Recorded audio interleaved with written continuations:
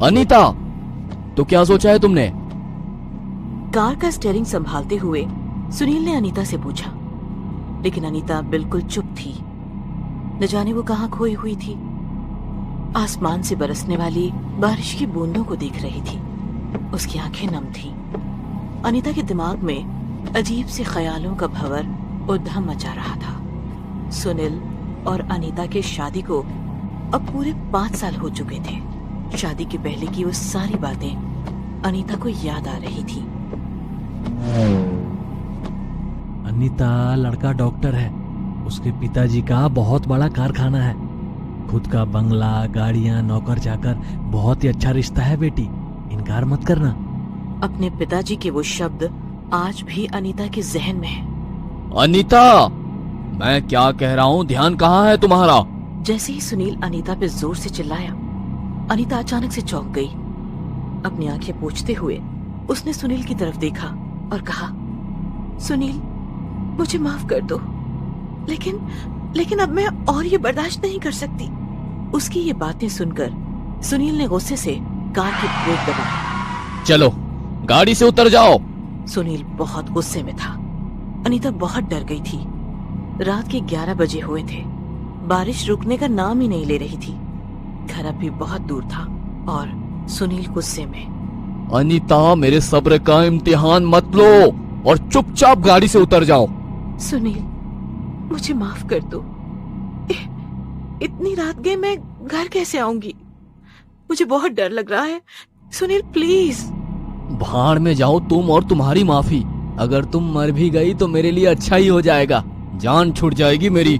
जैसे ही अनीता गाड़ी से उतर गई, सुनील ने गाड़ी चालू कर ली और घर की ओर बढ़ने लगा। लेकिन ये सब अब अनीता के लिए कोई नई बात नहीं थी। मारना, पीटना, 3-4 दिन भूखी रहना, नौकरों से भी बदतर हालात में थी अनीता।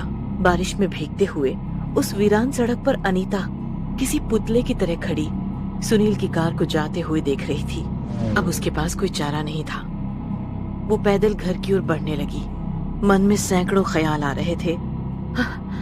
ऐसे जीने से तो मर जाना बेहतर है। किसी गाड़ी के नीचे छलांग लगाकर खुद को खत्म कर दूं। अचानक अनीता को किसी के रोने की आवाज आने लगी। अनीता रुक गई और ध्यान से सुनने की कोशिश करने लगी। पास ही में किसी बच्चे के रोने की आवाज आ रही थी। अनीता को बहुत अजीब लगा, क्योंकि आसपास न तो कोई गांव था, न ही कोई बस्ती। तो उस बच्चे की आवाज आ कहां से रही है? इससे वो बहुत हैरान हो गई। उसने पीछे मुड़ के देखा तो कोई पीछे नहीं था। अगर कुछ था तो सिर्फ और सिर्फ काला गहरा अंधेरा। अचानक वो आवाज एकदम से बंद हो गई। अनीता प्यासा था। नाली का पानी बहुत जोर से बह रहा था। अचानक अनीता को किसी बच्चे के रोने की आवाज सुनाई। एहसास हुआ कि ये आवाज उसे पहले भी सुनाई दे रही थी। अब उसने बच्चे को ढूंढना शुरू किया। बच्चे की आवाज उस पुल के नजदीक से आ रही थी। अनीता ने झुक के देखा तो एक बच्चा नाली के नजदीक से रेंगते हुए ऊपर की तरफ आ रहा था। वो समझ गई कि किसी ने अपनी अनचाही संतान को नाली में फेंक दिया था। अनीता बच्चे को उठाकर पुल पर आ गई। बच्चा जोर जोर से रो रहा था। अचानक अनीता को महसूस हुआ कि उसके पीछे कोई खड़ा है। अनीता ने पीछे मुड़ के देखा तो वो बहुत डर गई। सफेद कपड़े और खुले बाल, एक 12 से 13 साल की लड़की खड़ी थी। वो अनीता को घूरे जा रही थी।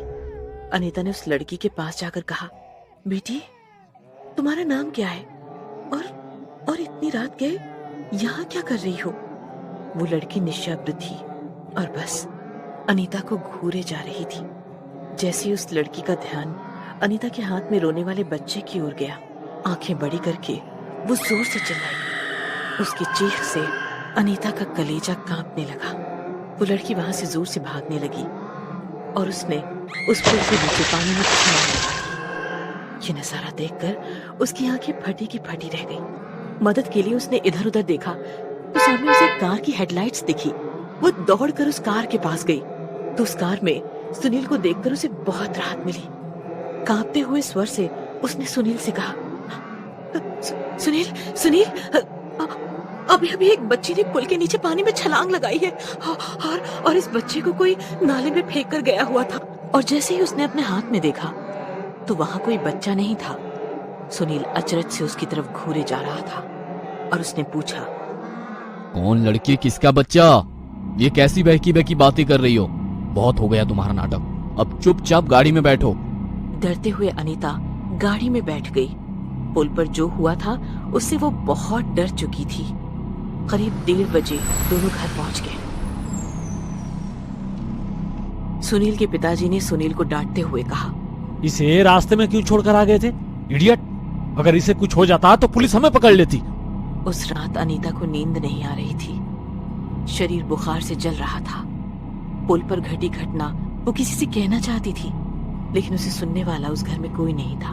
दूसरे दिन सुबह सुनील ने अनीता के मुंह पर पानी डालकर उसे जगा दिया और कहा, महारानी की तरह सो रही हो, सुबह के 7 बज चुके हैं, मुझे क्लिनिक जाना है। सारा काम निपटाकर अनीता ने नाश्ता टेबल पर लगा दिया।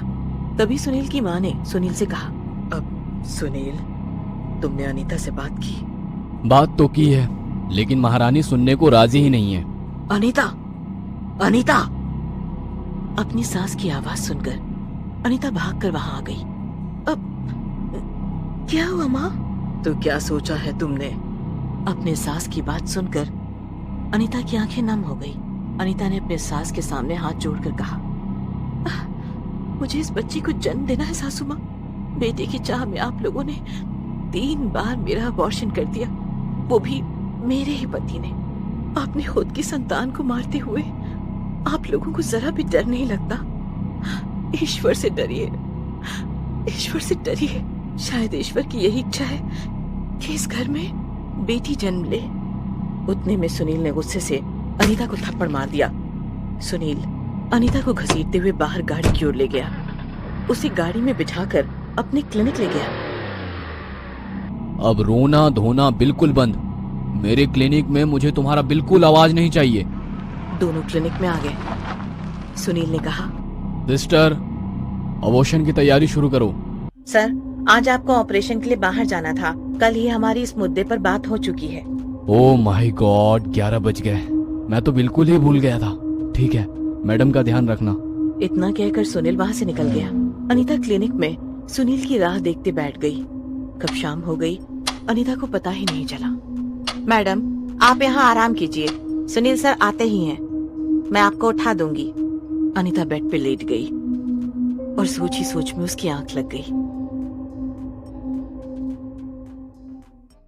अनीता, अनीता चलो उठो जल्दी, घर जाना है। मैं तुम्हारा गाड़ी में इंतजार कर रहा हूँ। अनीता गाड़ी में बैठ गई। बरसात तो रुकने का नाम ही नहीं ले रही थी। कुछ ही दूरी पर वो पुल था जहाँ अनीता को अजीबो गरीब अनुभव हुए थे। वो बहुत डर गई थी। उतने में ही गाड़ी पंचर हो गई। ओह गॉड, इसे भी अभी पंचर होना था। तुम गाड़ी में बैठो, मैं टायर बदलता हूँ। अनीता गाड़ी में बैठे बैठे उस पुल को घूरे जा रही थी।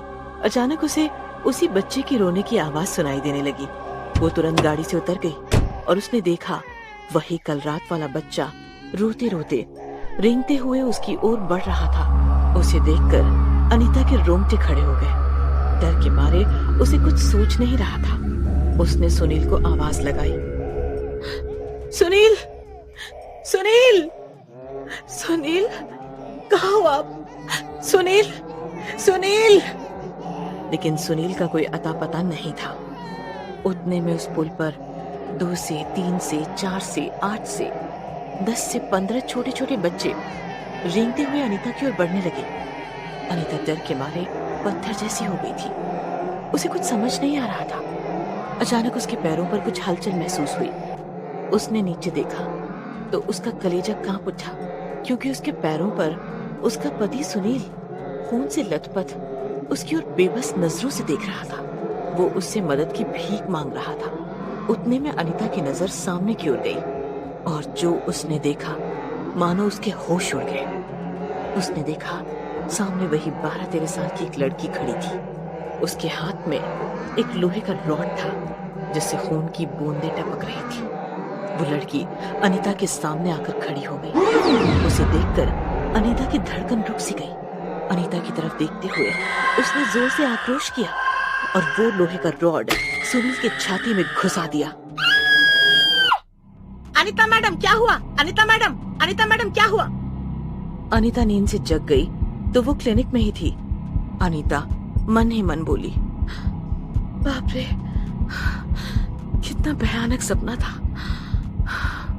अनीता का दिल अभी भी जोर जोर से धड़क रहा था। खुद को संभालते हुए उसने सिस्टर की ओर देखा।